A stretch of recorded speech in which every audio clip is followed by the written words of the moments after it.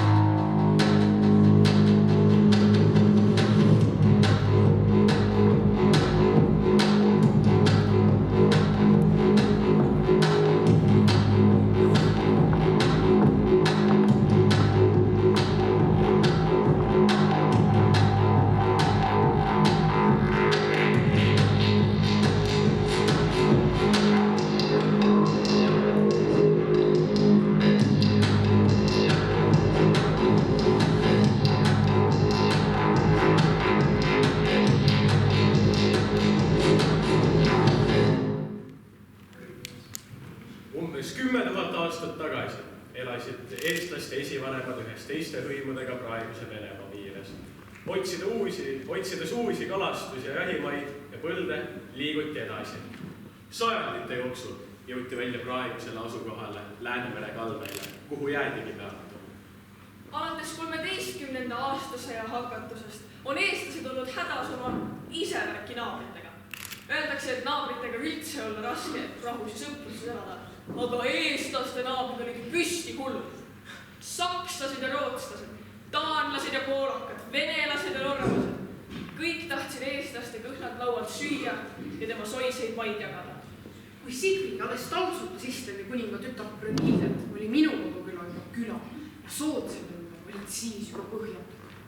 Kui Norra kuninga Haraldi kaunisjukse kaksikpojad siia laevadega rahvast raiuma maabusid, olime meie juba ridalased. Meie isad ja emad olid ridalased.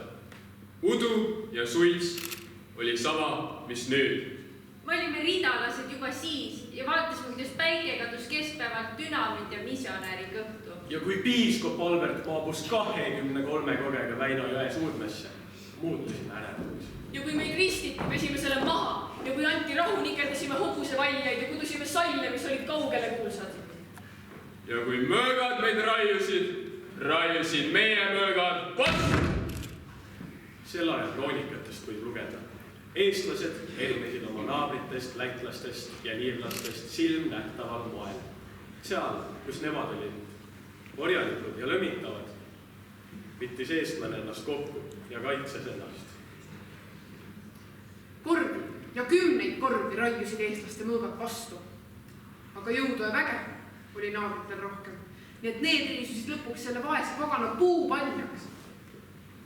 Peksid ta armetuks, tegid temast teolooma ja saatsid ta tema endisele pärispõllu, kus kukk ja tuline piits talle uue peremehe õigust ning ebajumalate vilude hiite põlgamist üheskoos kätte õpetas.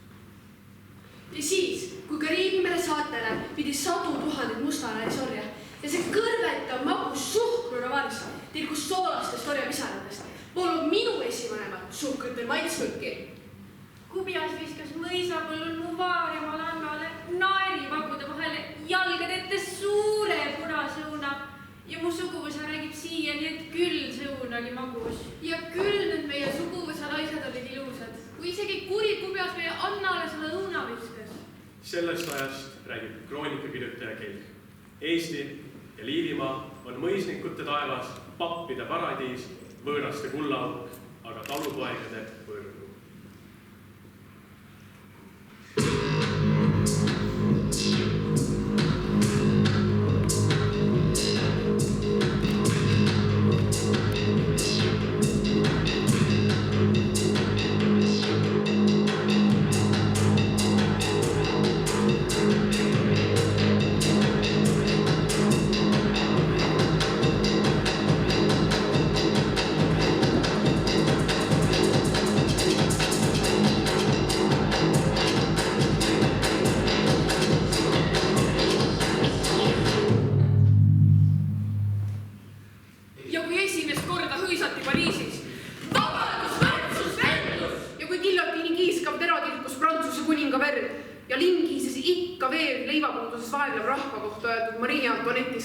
Eks kui siis saia, pani üks minu esiisa oma 3 tütart mehele.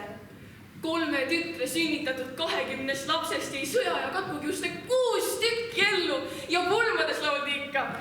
Oppilu ja oppilli, oppilu tütsi jalga, vanatantsiga ja kõnnaka. Kui ersad ja mausad alles laulsid, siis meie omad juba rääkisid. Ja kui Vinneto lennutas Tomahawki valge mehes kälpi, lasus minu esivanem juba uue mõisahoone vundamendi kive. Peale Mahtura sõda olid meestelt relvad ära võetud ja puutöökirved ei lennanud päriselt nagu Tomahawkid. Ja pooled mehed ei rääkinud enam üldse. Ja kui Draakula loss läks Habsburgide kätte. Ja kui Peeter I kuulutas välja uue aasta alguseks 1. septembri asemel 1. jaanuari. Ja kui Peterburi kerkib ja London laieneb ja Tartu põleb. Kõlksusid maal ikka kokku naised ja lehmad. Mehed ja hobused. Lapsed ja lambad.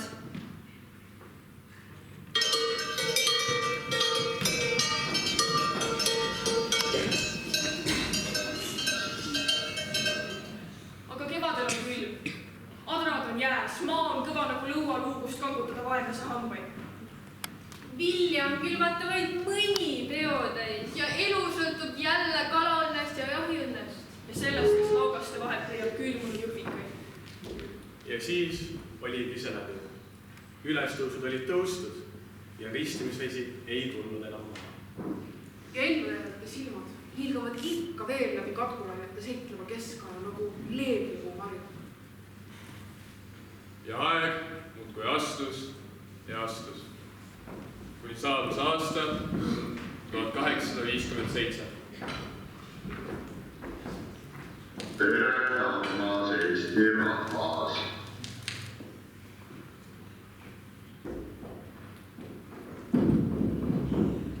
Tere, armas Eesti rahvas! Niimoodi polnud kunagi varem keegi eestlaste poole pöördunud. Aga just nii pöördus eestlaste poole Johann Voldemar Jansen oma esimeses Pärnu Postimehe numbris.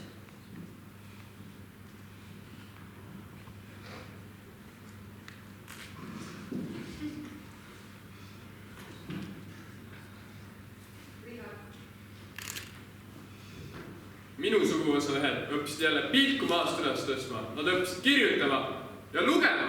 Minu suguvõsa mehed olid musikaalsed.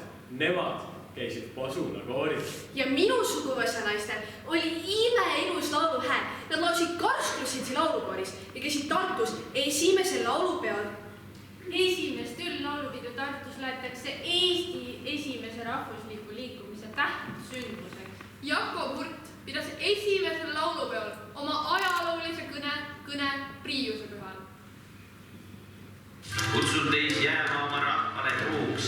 Selleks on vaja kasvatada rahva ühtsustunnet ühistegevuse kaudu ja edendada eestikeelset haridust. Eestlased ei ole mitte kärbsed, kes täna sünnivad ja homme surevad, vaid üks vana ja pisa rahvasugu, kes ammu juba maailmas on elanud ja ka pärast meid veel kaua kestma saab.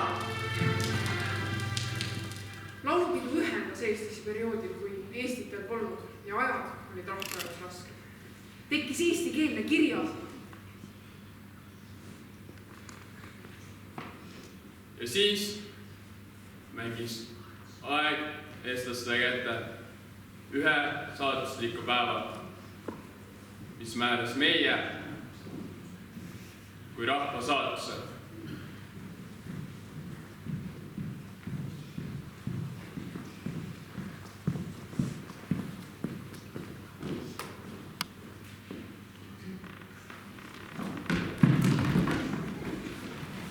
1914. aastal alanud Esimene maailmasõda on 1918. aastaks jõudnud sellisesse seisu, et Vene väed põgenevad siit ja sakslased ei ole veel kohale jõudnud, kellele kuulub Eesti. 23. veebruaril 1918. aastal loetakse Pärnus avalikult ette iseseisvusmanifest. 24. veebruaril võtavad Eesti rahvuslased võimu üle Tallinnas ja moodustatakse ajutise valitsuse, mille juhiks saab Konstantin Päts. 24. veebruaril lehvib Pika Hermanni tornis esimest korda sinimustvalge lipp. Järgmisel päeval jõuavad kohale sakslased. Ei tunnista üht päeva eksisteerinud Eesti Vabariiki, algab Saksa okupatsioon. Peagi aga algab Saksamaal revolutsioon ja Saksamaa tõmbab oma väed Eestist välja. Aga nii nagu ikka ja jälle eestlaste ajaloos, kui üks naaber tagasi tõmbub, siis teine kohe asemele trügib. Nõukogude Venemaa ründab Narvat. Eestil ei ole sõjaväge, aga tal on eestlaste jonn ja visardus ja vabaduse ihaldus ja ametlikult välja kuulutatud oma riik. Tükk aega ei suuda eestlased korralikku vastupanu organiseerida. Algab vabadussõda, kus tooni andvateks võitlejateks 16–17-aastased koolipoisid, kellele tulevad appi Soome, Rootsi ja Taani vabatahtlikud ja Eesti vetes olevad Suurbritannia sõjalaevad. Lüüakse tagasi Punaväed ja Balti sakslaste poolt vahepeal kokku pandud Landeswehr. Aasta pärast, 2. veebruaril 1920 kirjutatakse Nõukogude Venemaaga alla Tartu rahulepingule, kus Nõukogude Venemaa lubab igavesest ajast igavesti tunnustada Eesti Vabariiki kui sõltumatut ja iseseisvat riiki. Eesti on vaba, iseseisev riik. Elagu Eesti! Elagu Eesti!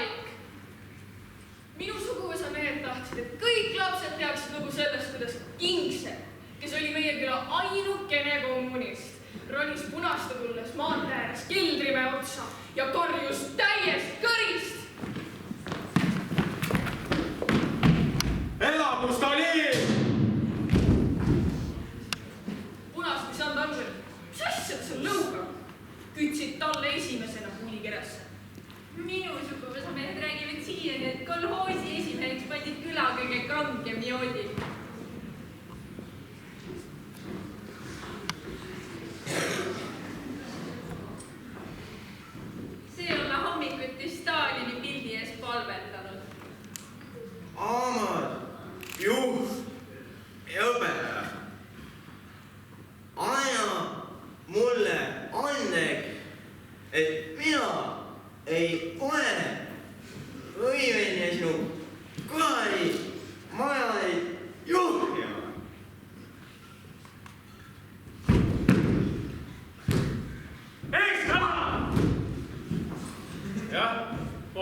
mõne suur kunst. Ega igast lollist saagi õiget bolševikku. Ikka suur sisseelamisoskus ja kujutlusvõime peab olema, et ikka tuleb seda viha ja vahtu. Ja sa pead kujutama, et su vaenlased, kodanlased on tapnud su pojad, ära naernud su alaealised tütred. Aga sa pole jõdi tütar ju. Su eide ora otsa tõstnud. Sulle eide olnudki. Su maja maha põletanud. Ju minu juures. Tapnud su leema ja viimase seapõrsakese ja nad äragi söönud. Et ma ju kaugelt näinud. Su mees olkinud, su leema riisunud, sind ennastki peidekus raotanud. Ja kui sa ikka suudad seda kõike ette kujutada, siis alles tuleb seda sõimu. Ja sina, mees, sa ei tohi iialgi unustada, et sinu kaelas on poom, mis silus. Aga nöörijuts on ikka seltsimehe käes. Ja mida teie passite seal üldse? Koloosis töö pähe. Koristage ära see näiteks. Siberisse tuleb saada kõik.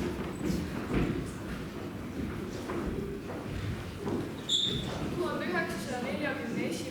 aasta 14. juuni öö. Kell on 1 öösel. Õhtul magama läinud pered aetakse voodist üles ja neile teatakse, et neid on kuulutatud kas arreteerituks või kodumaalt välja saadetuks. 15 minutit asjade pakkimiseks. Siis veoautodega rongijaamadesse, kus 490 loomavagunit inimesi täis topitakse ja Siberisse saadetakse.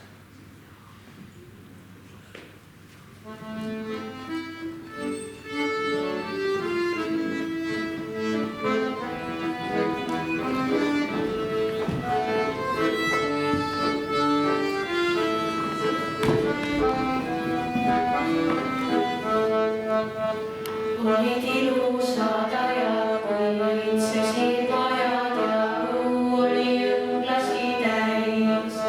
Nii me seisime käsides karjamaa rajal ja pealest ringi meil käis.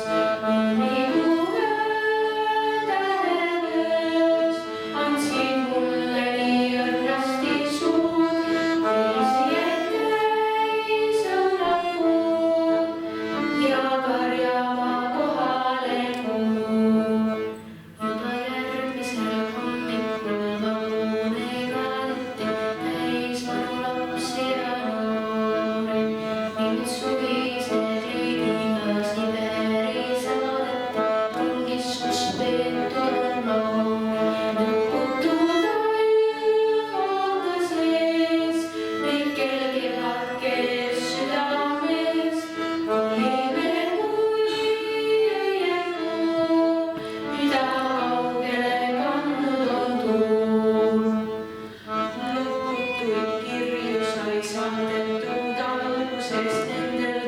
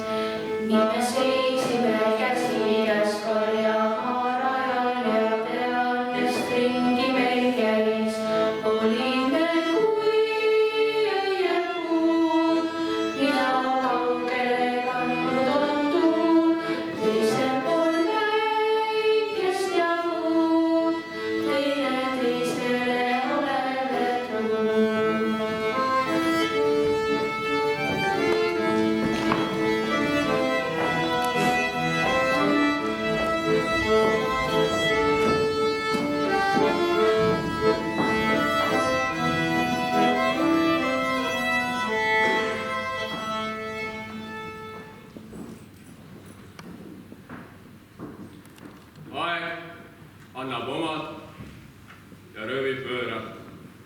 Paneb piigi vastamisi. Keelab kihlatuid ja lahutab laulatatuid. Aeg teeb ühest õige ja teisest reeturi. Aeg muudkui astub edasi ja edasi. Ja vaatamata kõigele läheb elu edasi. Surve lõdvenes eelkõige kultuurielus. Eestlane julgeb jälle rõõmu tunda.